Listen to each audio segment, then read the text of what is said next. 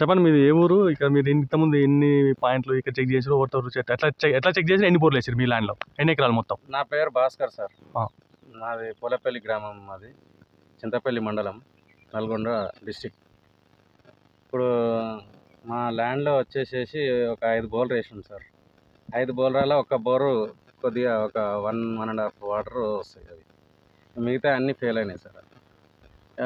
జియాలజిస్టులను చూపించిన ఇక ఒక ఏంటంటే కొబ్బరి ఒకటి చూపించలేదు మేము కూడా, ఎందుకంటే వేరే మామూలుగా మా అందరితో వేసినవి అయితే అన్నీ ఫెయిల్ అయ్యి మొత్తం అంతా తెల్లబండ తప్పితే వేరే ఇంకేం వెళ్ళలేదు మొత్తానికి.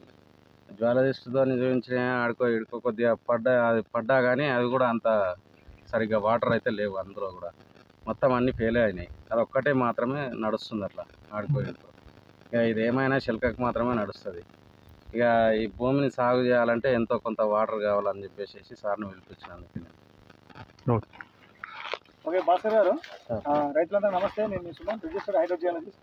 ఈరోజు నల్గొండ జిల్లా చింతపల్లి పోలేపల్లి గ్రామానికి రావడం జరిగింది. ఈ గుట్టలన్నీ గ్రనైట్ గుట్టలు, అగ్ని నుండి పుట్టినాయి కాబట్టి అగ్నిశిలలు అంటాం. ఈ అగ్నిశిలలో నీళ్ళు ఉండవు. ఏమైనా జాయింట్స్, క్రాక్స్, ఫ్రాక్చర్స్ ఏమైనా ఉంటే వాటర్ వచ్చే అవకాశం ఉంటుంది.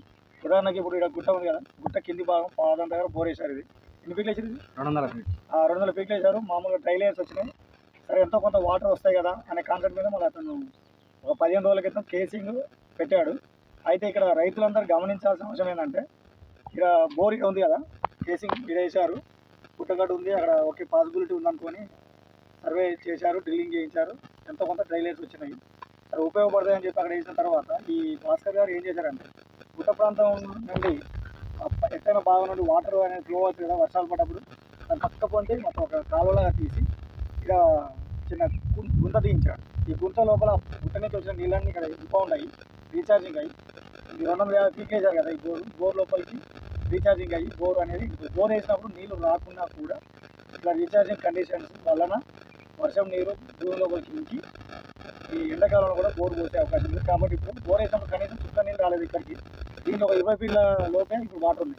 దానికి కారణం ఏంటంటే ఈ రీఛార్జింగ్ అనేది వానాకాలంలో రీఛార్జింగ్ అయ్యింది వాన నీరు. కాబట్టి మీరు కూడా మీ భూములలో బోర్లు ఉన్న దగ్గర బోర్కి ఒక 5 మీటర్ల దూరంలో ఒక పరంపాండాన్ని తీసుకుంటే వాన పడ్డప్పుడు వాన నీటిని దానికి పంపింపజేసుకుంటే మీ బోర్లలో కూడా నీళ్లు ఎక్కువ వచ్చి భూగర్భ జలాలు పెరిగే అవకాశం ఉంటుంది.